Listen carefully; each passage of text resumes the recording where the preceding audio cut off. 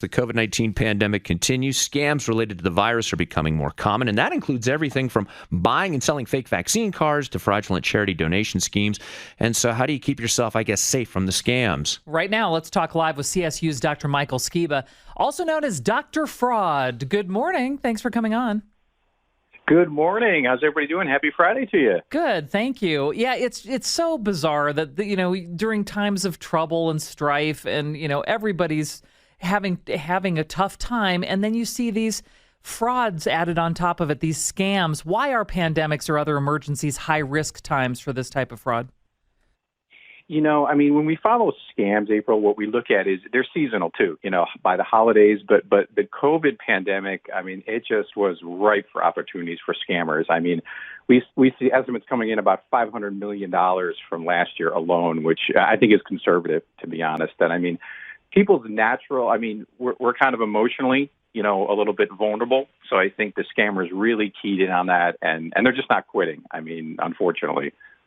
How, Doctor, though, we play into the hands by doing silly things, though, I guess. And to some degree, I saw this early on thinking, why are you posting your vaccine card online? Because I'm thinking somebody's going to lift and try to do something with it. And that's one of the more popular scams at this point, is it not?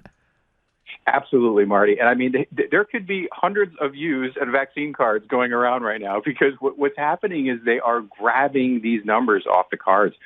A lot of people are taking selfies with these, so there's a degree of privacy that's just not there, especially when the younger generation, when the eligibility opened up for them, to get the vaccine card or the vaccine, they were taking selfies.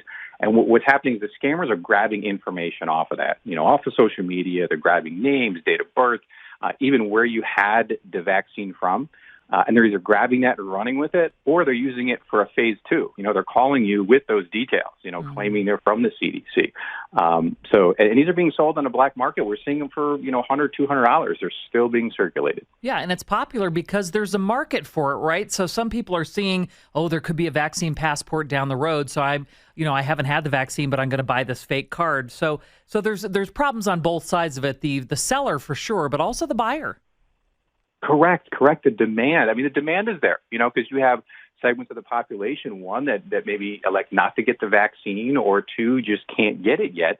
And their freedoms are being restricted, right? Because certain, travel industries, companies, even concert locations, are putting restrictions and, you having to show your vaccine card. So that's creating an absolute demand for it. And the supply is easy because the cards, they don't have any electronic, identifiers, that we see in passports or driver's license or anything. So they're very, very easy to duplicate. What about the scam of having to pay for the COVID vaccine? And I'm wondering, Doctor, too, because some insurance companies are actually billing people for this. And do they not know that you can get the vaccine for free, or you don't have to present identifiable information? So that's something else I imagine that's taking place. Absolutely. And the CDC, they have put out press releases to this, saying basically, right, you do not have to pay for the vaccine.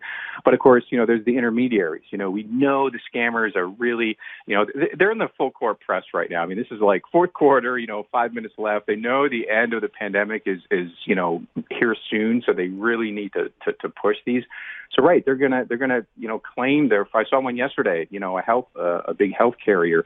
They had like an imposter site set up, and they were claiming they were from that company. So all of their patients were, receiving these spam emails, claiming that they had to pay a certain amount.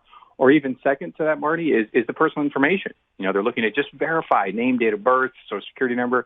And that could be game over, too. Very risky on behalf of the consumer. Very risky. Yeah, for identity theft, for sure. We talked about several of the top current scams. There's also a charity scam and a survey scam. What are those about? Yeah, it is unfortunate because people are so giving. People do want to help, and there's so many valid charities out there trying to do great things, right now.